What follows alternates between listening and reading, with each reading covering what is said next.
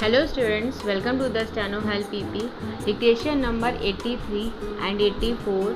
Speed is 100 word per minute. Start. महोदय, भारत ही नहीं सारी दुनिया आज विज्ञान और प्रौद्योगिकी के द्वारा लाए गए परिवर्तनों के कारण महान परिवर्तनों की ड्योढ़ी पर खड़ी है। इन चीज़ों ने लोगों के जीवन को बदला तो है, किंतु केवल ऊपरी तौर पर। आज हमारे पास ऊंची ऊंची और सुंदर सुंदर इमारतें हैं। खेतीबाड़ी के कुछ आधुनिक तरीके भी हमें मालूम हैं, लेकिन आज हमें एक नए प्रकार के मानव की आवश्यकता है। ऐसा मानव जो विस्तारशील ज्ञान को वास्तविक उच्च जीवन के लिए उपयोग कर सके।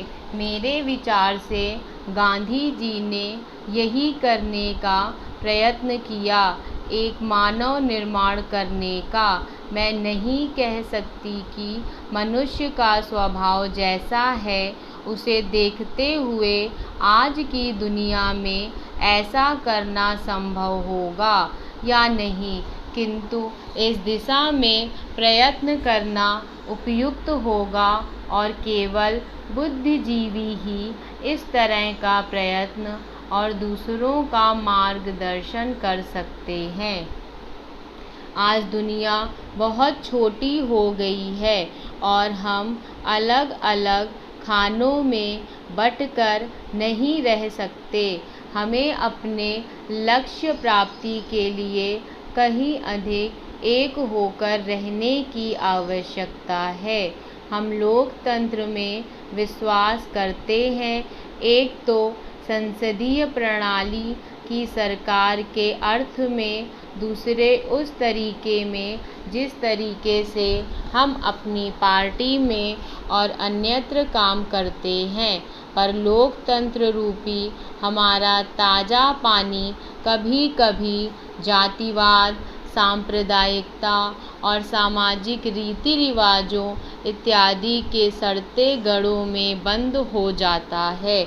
आपके पास लोकतंत्र है, आपके पास वोट देने का अधिकार है, या आप अपने विचारों को खुलकर प्रकट कर सकते हैं।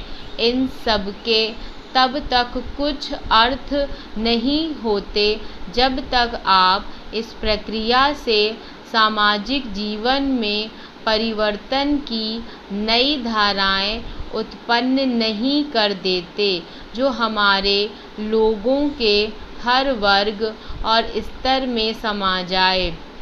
प्रस्ताव पास कर देना बहुत सरल है, पर उसका कार्यान्वयन करना सरल नहीं। हम जानते हैं कि स्थिति या पद में कुछ लोगों का निहित स्वार्थ हो जाता है और कुछ एक का किन्हीं दूसरी चीज़ों में, लेकिन सबसे बड़ा निहित स्वार्थ है भय, जो जाना पहचाना है उसे परिवर्तित करने का भय। हम जानते हैं कि अमुक चीज़ बुरी है, फिर भी हम उससे परिवर्तित करने से डरते हैं। लेकिन आज हम इस तरह बड़े बड़े परिवर्तनों के बिना वास्तव में जीवित ही नहीं रह सकते। हम परिवर्तन लाएं कैसे?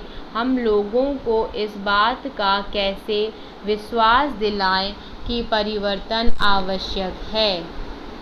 महोदय, पिछले कुछ वर्षों में सभी राजनीतिक दल किसी न किसी तरह से जनता से दूर हो गए हैं।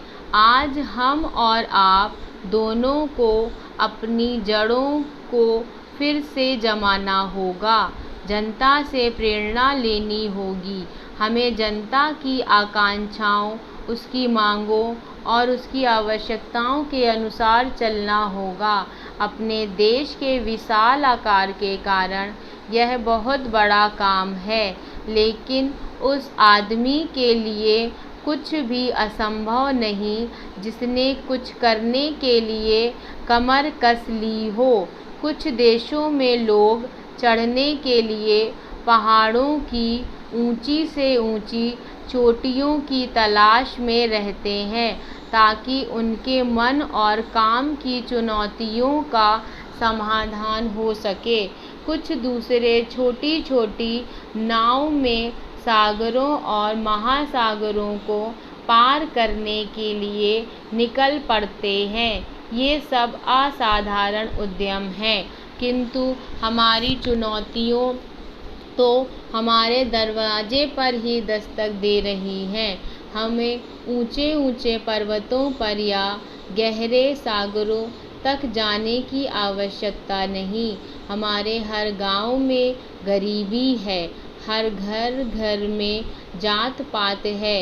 ये वे पर्वत हैं जिन पर हमें चढ़ना है, और ये वे महासागर हैं जिन्हें हमें पार करना है। मुझे मालूम है कि हम में वह शक्ति है, मैं जानती हूँ कि हम में क्षमता है, केवल प्रश्न है उसे करने का। और मैं आशा करती हूँ कि यह सम्मेलन उस दिशा में ले जाने वाला एक छोटा सा कदम होगा। आदमी के चंद्रमा पर पहुँचने के बाद किसी ने कहा था कि वह कदम रखने वाले के लिए छोटा सा कदम है, किंतु मानव जाति के लिए बहुत बड़ा कदम था। अतः मेरे विचार से आप कह सकते हैं कि आपके लिए यह छोटा कदम होगा, लेकिन यदि आप सफल हुए तो भारत के लिए यह महान कदम होगा। मैं आशा करती हूँ कि आप इसे ध्यान में रखेंगे और दूसरों में उत्साह पैदा कर सकेंगे, क्योंकि किसी भी तरह की उपलब्धि के रास्ते में सबसे बड़ी बाधाओं में से एक है हमारे बुद्धिजीवियों, हमारे पत्रकारों इत्यादि में व्याप्त अविश्वास या संदेह वृत्ति। इस बाधा को हटाना होगा। हमें अपने उत्साह को पुनः स्थापित करना होगा, और उससे उत्पन्न होगा वह साहस, धैर्य और संकल्प शक्ति जो उन बहुत सी चीज़ों को प्राप्त करने के लिए आवश्यक है जो हमें प्राप्त करनी ही चाहिए। जब कभी राजनीतिक जीवन और बौद्धिक जीवन में निकट का संबंध रहा है तो दोनों को लाभ पहुँचा है।